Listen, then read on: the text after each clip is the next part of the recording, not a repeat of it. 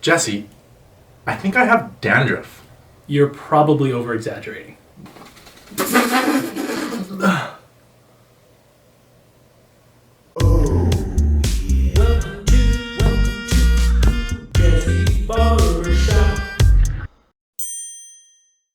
Dandruff is something that most people will experience at some point in their lives. It's most commonly that flaky white stuff that ends up on your shirt and that makes the uneducated and the uninitiated squirm at the sight of. Now, there's tons of different causes of dandruff, and if you're somebody who just has dandruff come and go every once in a while and it doesn't last very long, usually switching to a higher quality shampoo or conditioner will fix that issue most of the time. But if you're experiencing chronic dandruff that's stubborn and doesn't seem to go away, there's probably something that you need to do about it. Now, first of all, there's two main scalp disorders that tend to cause chronic dandruff, and we're gonna address those first. The first of which is called pityriasis capitis simplex, which pityriasis is a skin condition which is far beyond my area of expertise, and capitis is of or relating to the head. And if you look it up and you're experiencing severe symptoms of pityriasis on your cap, you should probably go consult a dermatologist about that and develop a plan. The second of which is pityriasis steatoidis, which is basically the same thing, but rather than it causing skin to flake off the head and fall,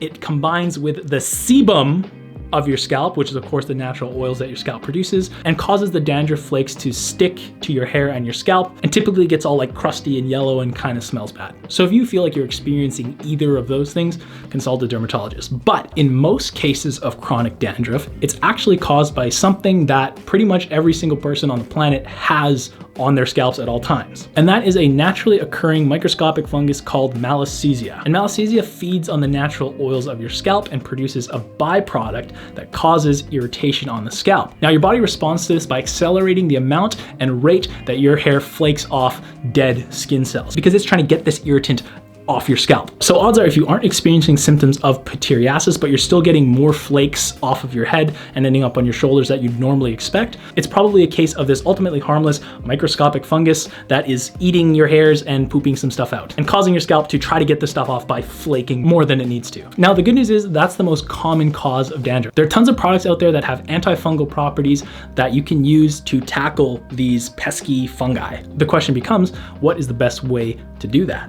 You've probably heard of anti-dandruff shampoos like Head & Shoulders and Selsun Blue, etc. Most of these are called anti-dandruff shampoos because they have an active ingredient in them that has antifungal properties. Most commonly, zinc, believe it or not. Now, although this is true, they typically contain the minimum amount of that ingredient possible to be called a dandruff shampoo. Now, of course, I don't mind that. They're producing billions of bottles of shampoo every day at an accessible and reasonable price point. I get it. I provide the minimum amount of quality necessary to get by on YouTube. But where my interests lie is the quality of the product and the effect it has on the hair. Now, because of the million-dollar marketing campaigns that the evil demagogues of Johnson & Johnson shove down our throats, we as a society generally default to going to our local drugstore and picking up a bottle of Head & Shoulders or Selsun Blue. But I'm here to tell you that there is a better way if you care about your hair as much as I care about your hair. The best way that I, as a hairstylist with admittedly highly anecdotal experience, has found to address the issue of chronic dandruff is as follows. First of all, switch to a high quality shampoo and conditioner. If there's any issues in terms of regulating your acid mantle or your sebum or the oiliness or dryness of your scalp, it's most commonly caused by somebody using poor quality product, especially shampoo and conditioner, because that's stuff you use every second day, if not every day. So switch to higher quality product. Now, if you've been following me long enough and you haven't done that yet, shame. Now, step number two is going to blow your socks off. And this is an industry secret that I'm probably gonna get shot for by some guy at Bumble and Bumble for sharing with you muggles. And that is, go to your local drugstore and purchase a bottle of 100% zinc pills.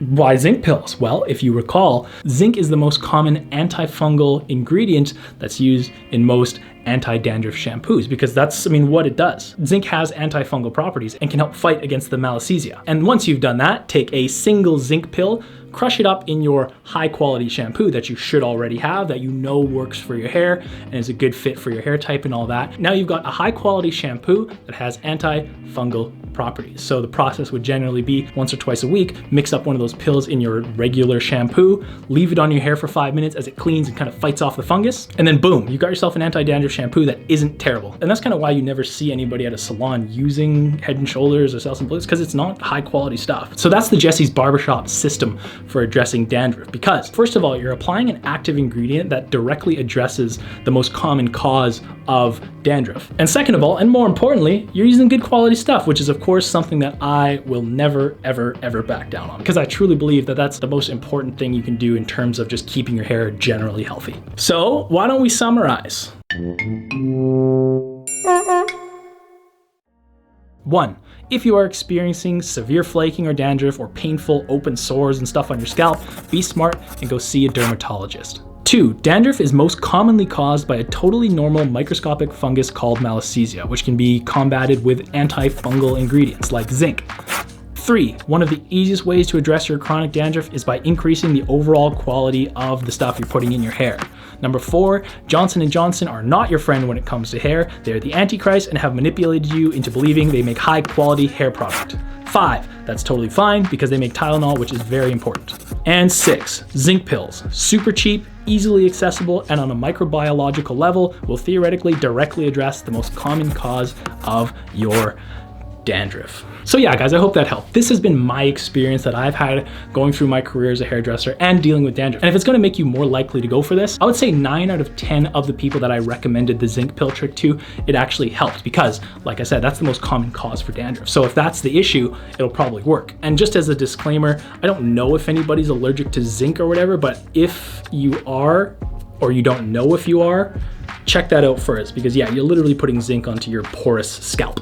I've never experienced that though. In fact, disclaimer for everything, don't listen to anything I've ever said because I don't know what I'm talking about. There, done. And I guess the last thing, as much as I've given Johnson & Johnson a hard time, I think it's pretty typical across all products that, I mean, they're gonna do what they can to market it, but if you understand what's actually happening, you can start addressing those issues in a way that just makes sense scientifically. So as always, guys, I hope this has provided you some value. If you haven't subscribed yet and you're interested in this kind of stuff, make sure you hit that subscribe button. And if you are subscribed, appreciate you. So drop a like if this was helpful. Don't be afraid to leave some questions or comments in the comment section down below, and we will hopefully see you in the next video.